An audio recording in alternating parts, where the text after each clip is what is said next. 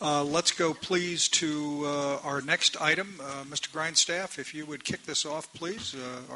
The Delta Water Master is here to give his report.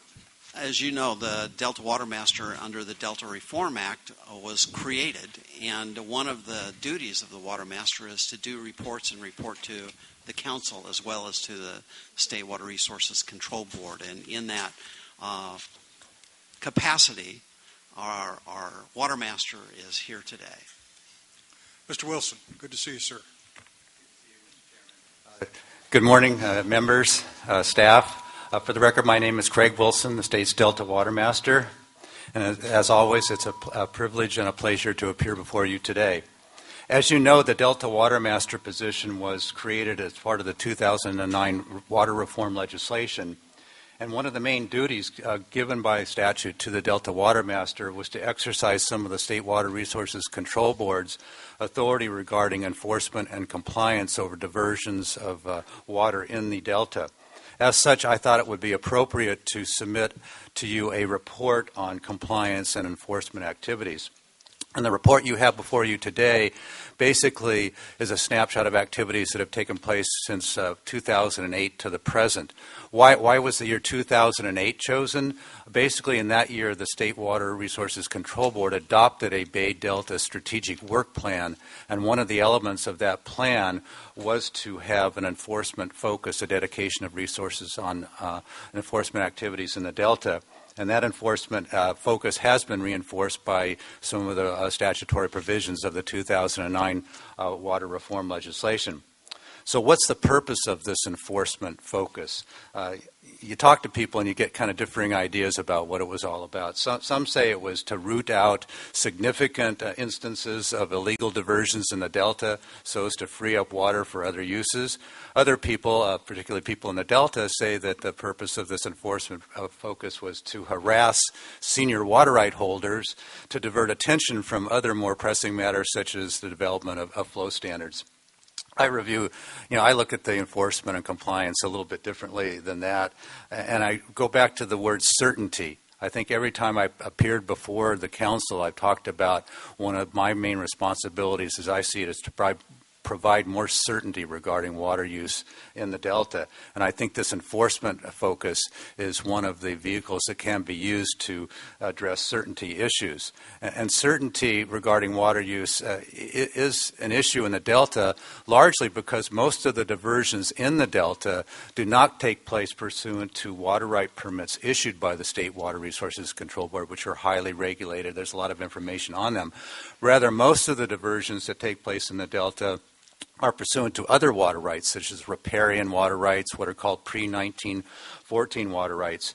And there's a lot less records on these types of diversions, and a lot of these diversions commenced a long time ago, back in the 1800s, so you have some issues regarding minimal records, older records, and all of these factors lead to a situation where the investigation of water rights is kind of a time-consuming and meticulous situation in the Delta, but it can work toward this idea of certainty. You know, if we can get more information regarding water use, you have more certainty as to what's actually happening.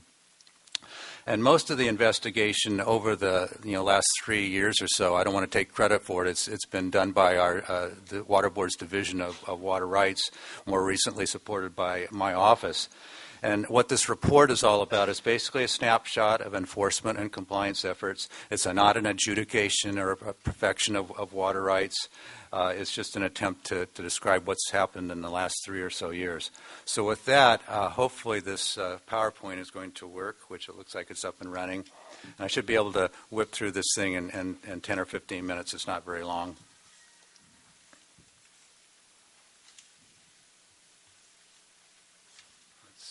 Where do I point this thing?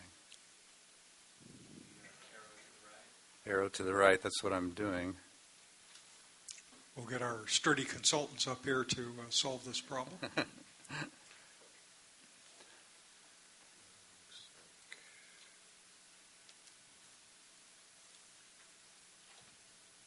batteries.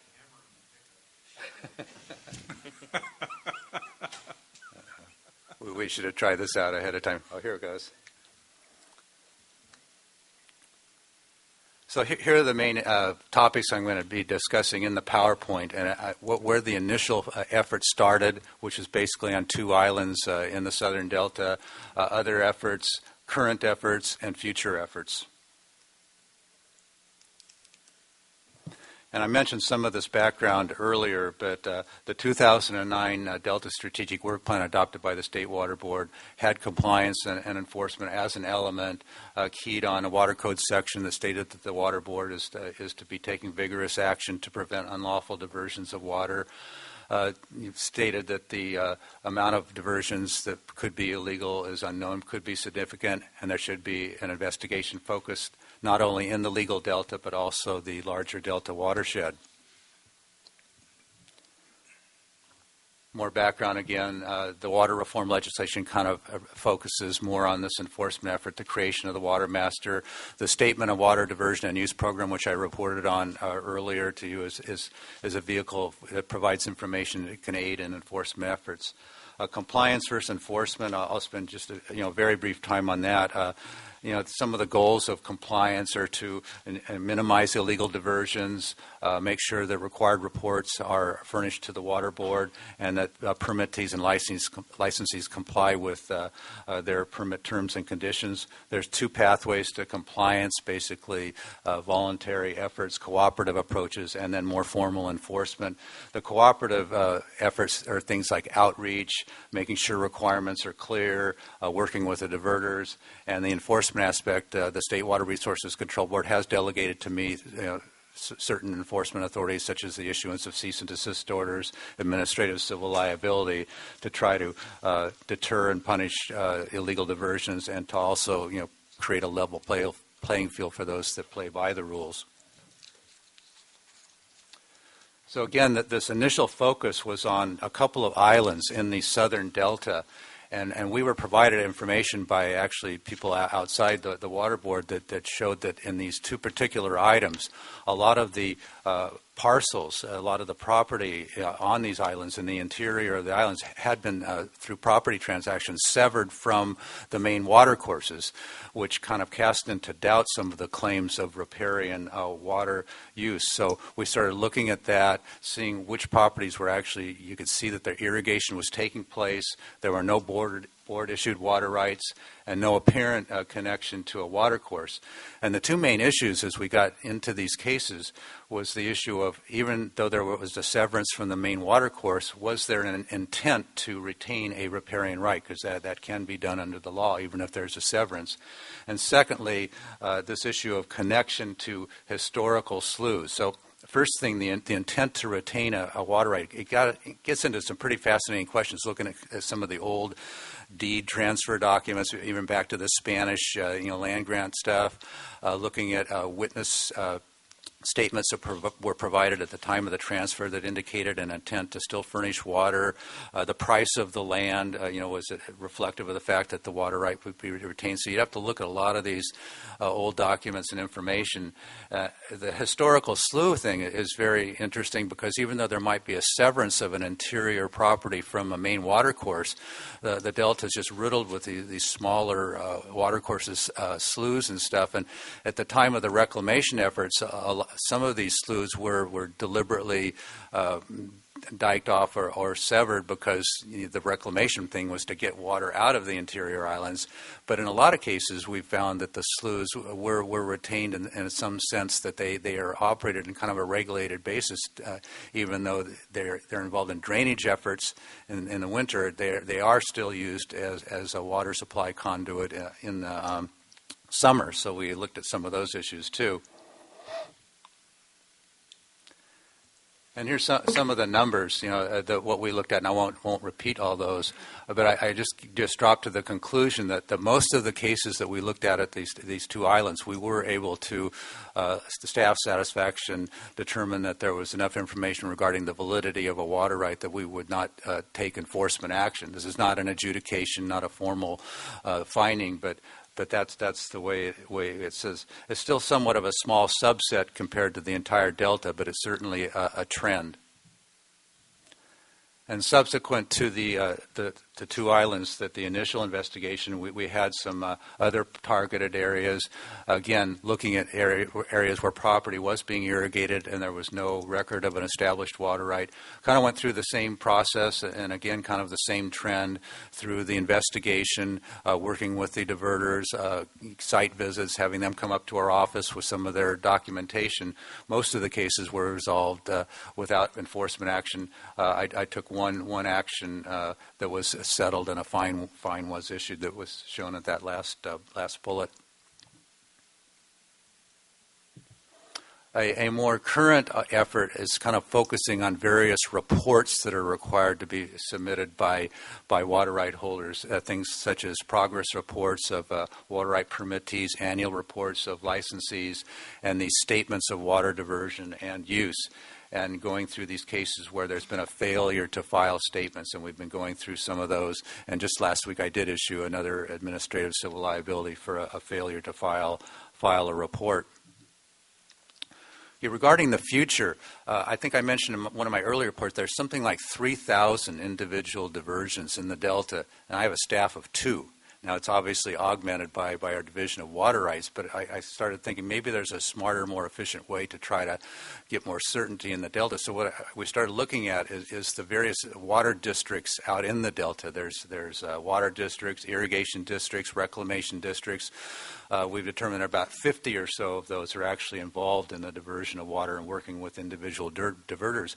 And we started meeting with these districts. I think it's a lot more efficient. We've met with a couple of them already. It's been a good two-way exchange of information. We provide information to them regarding their requirements to start monitoring for water use in the Delta, and conversely, they've been able to give us documentation that we didn't have regarding water rights and water use within their district. And so in the future, I think we will look a lot more to this district type approach. And then lastly, the last comment, the enforcement charge I was given is looking at some of the larger Delta watershed issues where they do affect the Delta. And one issue that I believe will be the topic of a future report is this issue of what I call stored water bypass. As most of you know, the two major water projects, store water, release it in subsequent years for beneficial uses, including meeting flow standards. And as they release this stored water, it's not natural flow, it's not abandoned flow, and downstream users do not have any entitlement to use that water. And the board over the years has issued curtailment letters telling people that, hey, water is being released from the projects to meet water quality standards and other uses. You have to let that water flow to where its use is going to be made. I think our intent this year, which we expect that these curtailment notices will probably be issued sooner rather than later, is to make sure that we really get a good handle on enforcing it, and also look at the issue of possibly expanding that program to deal with more than the fairly small number of junior water right appropriators which it applies to now. So with that, I'll conclude my remarks unless you have any questions. Pat. What's the scale of the stored water bypass problem? It stems way back from the one of the initial efforts for the State Water Board to adopt flow standards. That's a pretty timely topic now. That the first flow standards, I think, were adopted in 1978. They were looked at again and revised in 1995, again in 2006, and now there's a process underway to look at them again. In 1995, the issue really was raised to quite a bit, to an extent that, who has responsibility for trying to meet these flow standards? And the projects, stepped up and said that they would ultimately have the responsibility, but there was an initial effort to try to say other water users should share in the responsibility of meeting these flow standards. And there was something called Phase 8 to the 1995, Water Board proceedings that was ultimately suspended because the two major water projects, the CVP and the State Water Project, entered into some agreements with other users regarding sharing of that responsibility.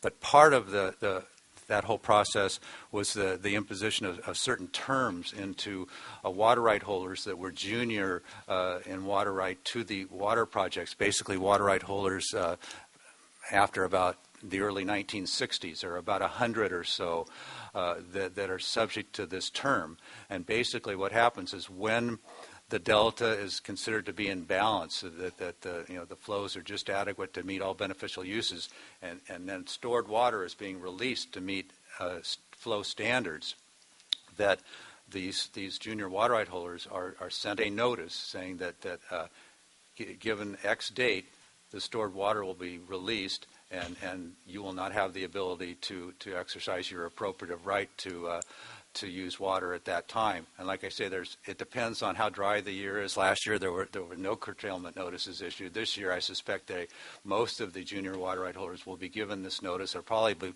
coming sometime in April. And like I say, it's hasn't been enforced very vigorously in the past, and I think we're really looking at a concerted effort to make sure people are aware of it, know that we'll be looking at it, and that people have to curtail that discharge so that the projects won't have to divert even more water to meet standards because people are poaching it as it goes down into the delta. I've always been interested in Term 91. Explain Term 91. Yeah, if it's possible to explain it in short order. Yeah, Term 91 is basically a term that's been put into certain water right holders that have permits and licenses from the Water Board, those that are junior to the permits from the major water projects. It's basically the major water right permits. I think it's over a certain amount of water that have been issued since about 1960 to 65, something like that. And what it says is that when the projects are releasing water, into the Sacramento, it's usually the Sacramento River system, to meet Delta water quality standards. It's stored water. It's the water that's been appropriated already by the Bureau. That the people downstream do not have a right to take any of that water. They have to let it flow into the delta to meet those water quality standards. So it's basically a curtailment notice. It's a provision of their water right, and they're provided notice that as of X date in certain dry years where stored water is being released to meet water quality standards, they have to cease their discharge under that permit or license. Now, they can use other water to satisfy their needs. They can use groundwater. If they have other types of water rights, they could purchase water, but they can't use their appropriative water right issued by the board to satisfy uses when this curtailment notice is issued. Okay. Don, you have a question? Yeah, Craig, appreciate the report. I'm kind of curious, going into this, not that you had any preconceived notions, I don't believe you did, but were you surprised by your findings relative to actually, when it got down to it, after information was received and so forth, the number of folks that were compliant and had actually data to support their water rights? I'm not sure if I was surprised. I think we went into this and we were just going to go through case by case, look at each one of them. I think what happened in a lot of the cases, and until we got pretty serious about this and started issuing notices and letters to people, we didn't get a lot of information. And I think the information that we had, there were diversions taking place. It looked like the properties may have been severed from the watercourse. There was some legitimate doubts regarding the riparian water right that was being claimed.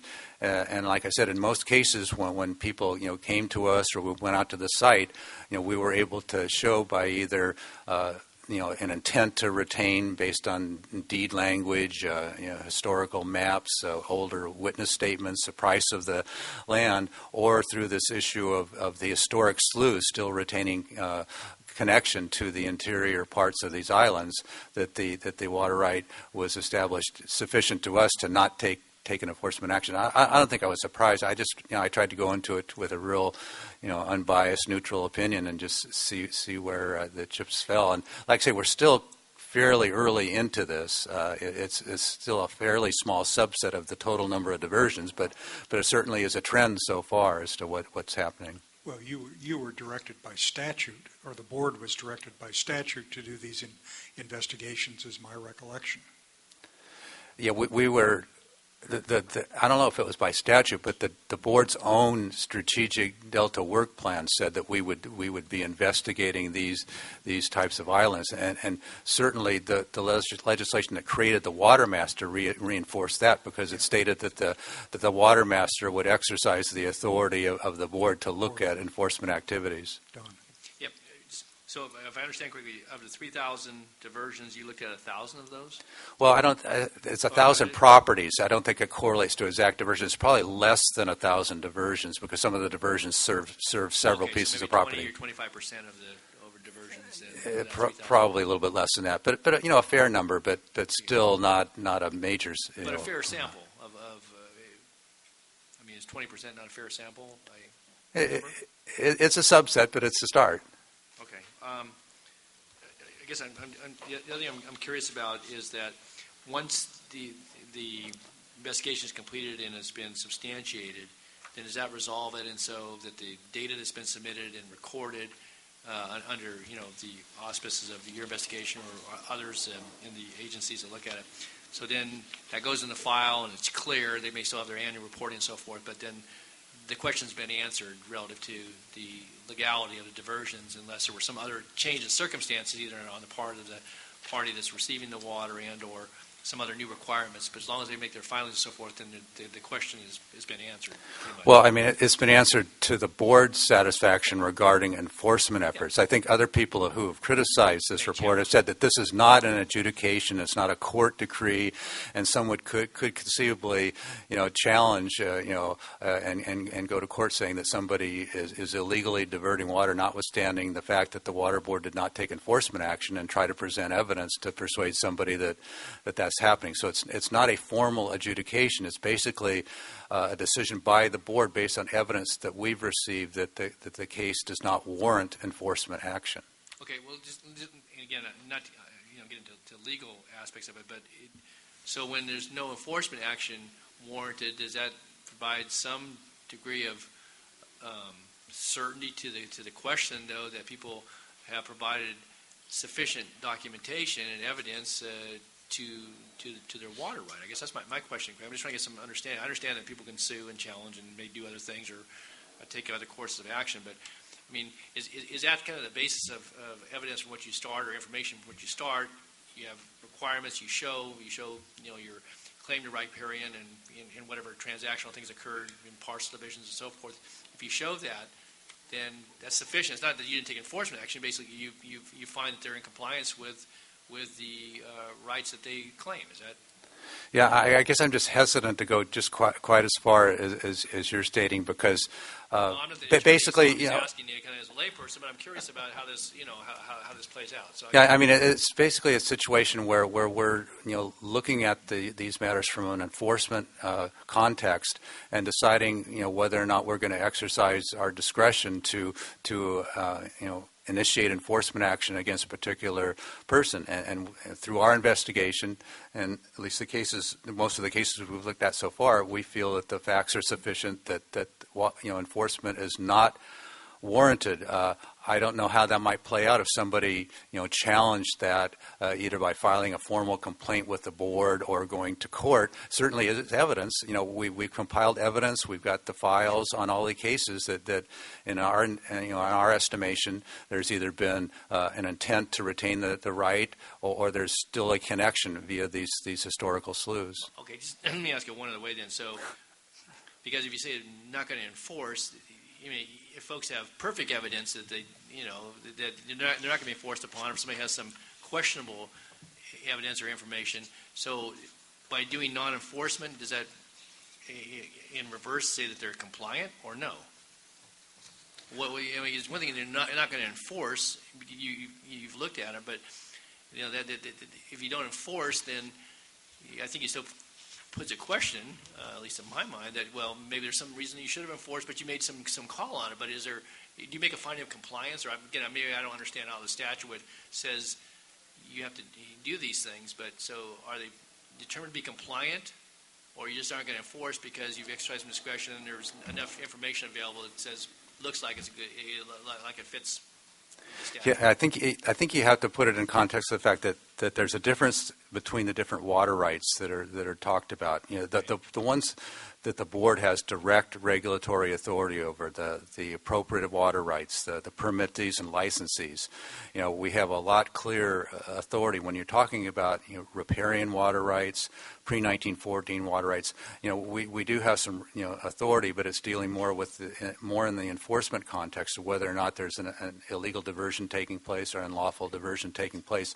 So that's why for those particular water rights, we're really looking at it more from the enforcement context. I know, you know, you're wanting me to say that, you know, we made a finding of compliance. No, you can say, you tell me what you think is a. I just think, you know, I just want to stop a little bit short of there. I mean, we've made findings. We've made a decision that we have enough information, evidence to not take an enforcement action. Yeah, I accept that. Thanks. Let me follow up on that. One of the three cases Now you you got the attorney. well, you mentioned in the report was the Tanaka case where Modesto Irrigation District filed a lawsuit against the board, essentially saying Tanaka's taking water they're not entitled to. You're not doing something about it. Straighten up. First, as I understand California law, the water board and the courts have concurrent jurisdiction over many of the same things. That's correct. Courts may choose to defer to a decision of the water board, but there are some circumstances where they will not defer to a decision of the water board. Don's question is kind of the practical question. I'm the Tanaka Farms, and I'm saying, wait a minute. This guy, the Delta Water Master, said I'm okay, and now Modesto sues me. What's up? That's the practical question. Yeah, and I think, you know, our position, because the plaintiff in that case sued the board in addition to Tanaka, you know, we will, you know, I anticipate we will go in and defend what we've done, which in that case was to close out a file. You know, a complaint was registered in that case. We investigated and decided not to take any type of action, and since we're a party to this case, I'm sure we will defend that action. The other thing is, what's the board thinking about doing for this kind of analysis in the watershed, and when? In the larger watershed. Yeah, you know, a lot of the enforcement programs of the board are statewide. You know, I deal with mostly diversions within the Delta, although the authority also extends to permittees and licensees, which affect conditions in the Delta. I think it's sort of a priority deal. You know, we've taken some priority in dealing with some issues on the North Coast. We're taking some priority in issues in the Delta, and I think as we start, you know, working through these cases, we will begin to look at some of the larger watershed issues, like this Term 91 issue. I've been working with the division staff to make a concerted effort to you know, make sure we're vigorously, you know, applying and enforcing Term 91 this year if it goes into effect, to make sure, you know, people, you know, are re-educated, you know, because it hasn't been on the as vigorously publicized as in the past, but people make sure they know about it, that we will actually be out in the field this year looking at whether, you know, people are diverting water even after they've been given one of these curtailment notices. And people are also required to file a certification, kind of a self-certification that they've complied, and making sure that people have filed that and looking at that. So that all relates to the larger Delta watershed, and I'm going to place an emphasis on that this summer. And that ties to the issue you raised that Mr. Johnston was talking about. I constantly, when we talk about these issues, get asked questions. Well, why don't you just build a dam and store water, and that means you have water. All the water in the dam is stored, so you can ship it for someone for some purpose. Me, somebody else, the environment, whatever.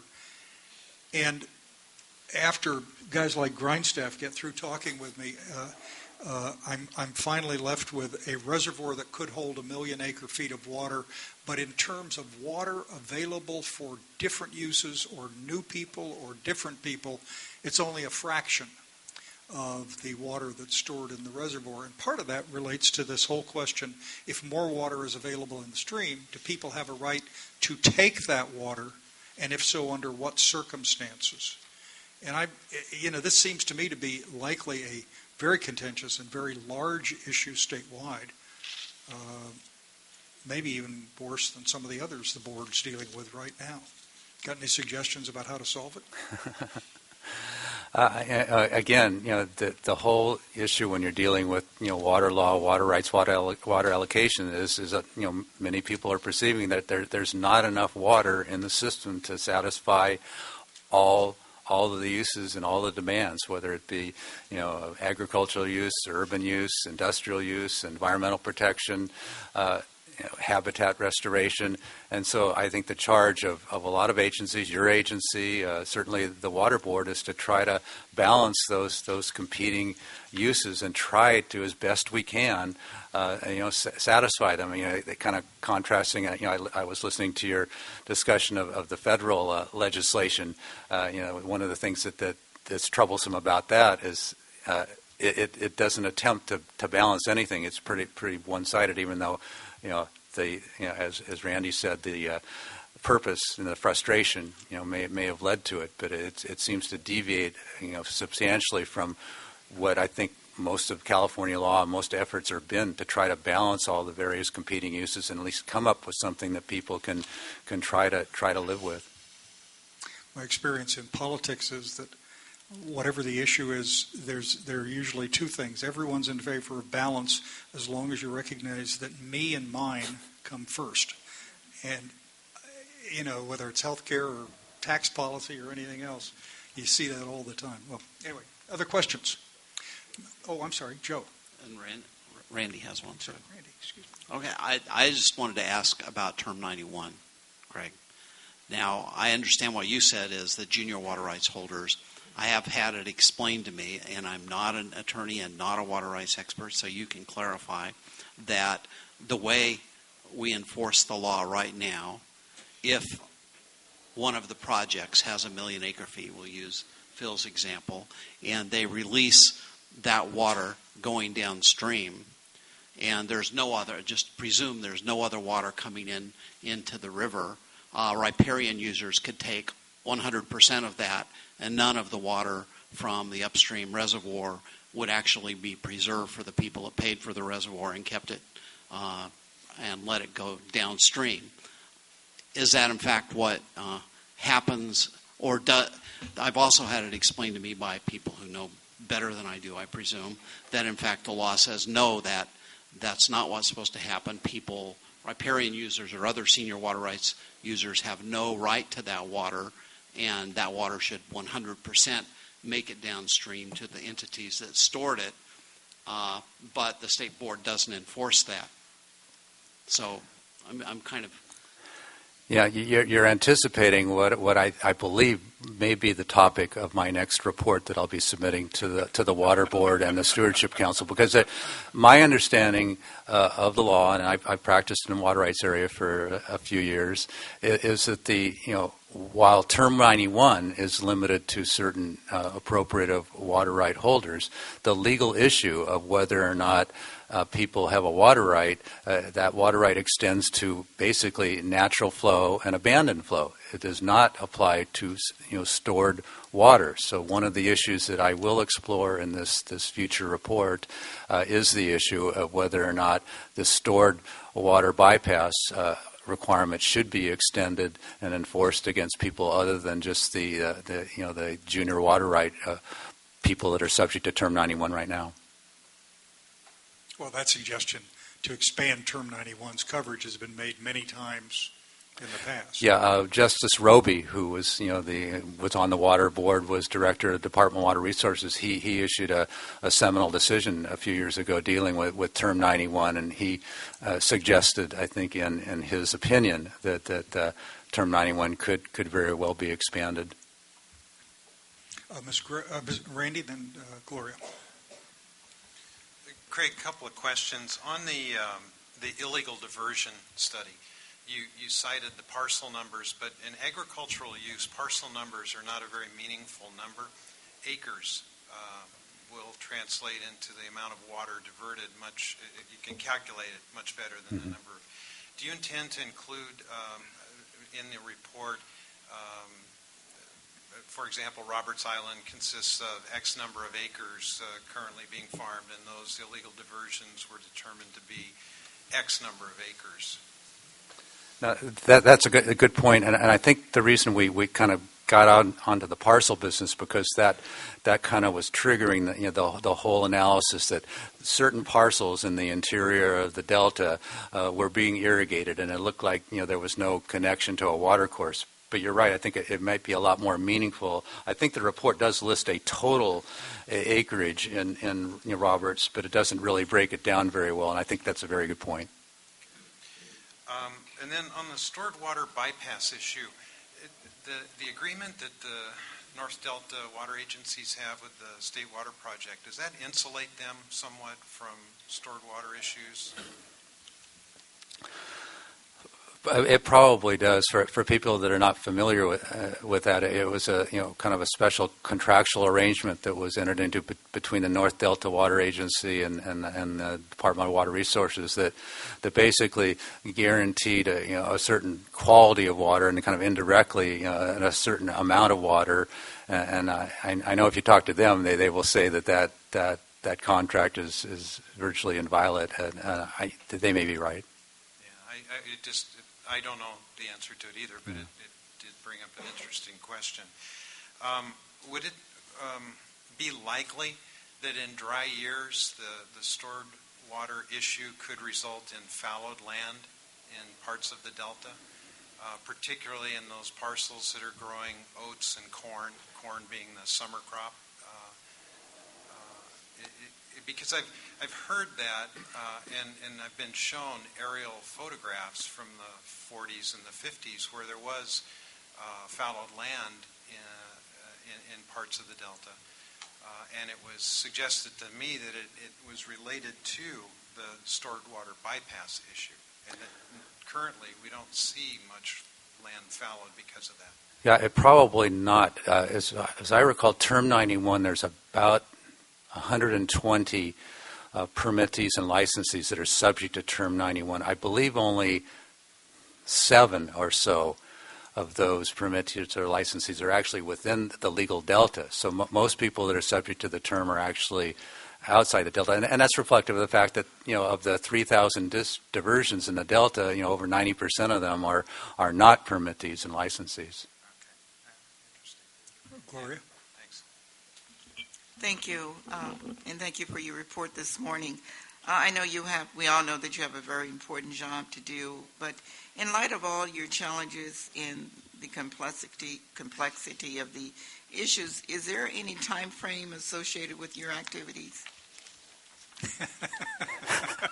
I don't think there's a sunset on the job, although after that first report I issued on agricultural water sufficiency, you thought the world had come to an end. It was suggested that it was a 4-year term that ended after 4 years, but I think a fair reading of the statute said that that the position will go on. My term is for 4 years, and I'm about a year and a half into it, so I've got 2.5 years to go. Okay, other questions of Craig? Mr. Wilson, thank you very much. Thank you very much for the reports. They are actually informative, and we post them on our website as they come in and hope that people read them in their entirety. Thank you. Thank you, sir. Mr. Grindstaff.